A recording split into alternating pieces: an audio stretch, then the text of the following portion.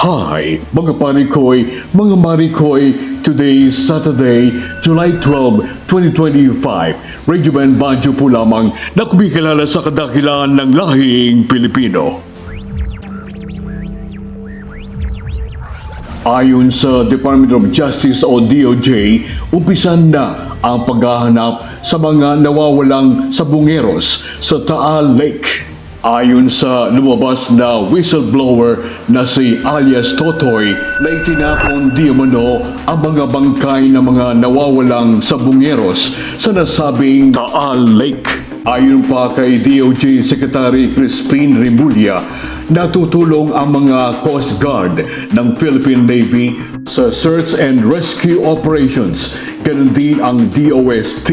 Ayon kay Secretary Remulla, Merong fish pandis yung isang suspect na tinutukoy natin. Yun ang ating ground zero natin sa start.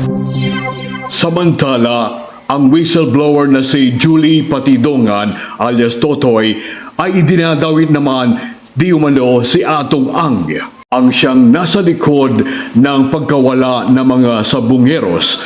Ayon pa sa kanya, yung si Atty. Carol, nakasama niya, nagpadala ng sulat niya na recantation para pirmahan ko kapalit ng 500 million halaga.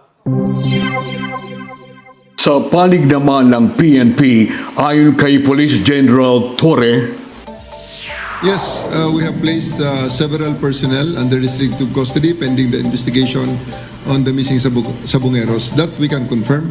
And we have partnered with NAPOLCOM for the in-depth investigation of this case to ensure transparency and impartiality and to ensure that really the ends of justice will be achieved.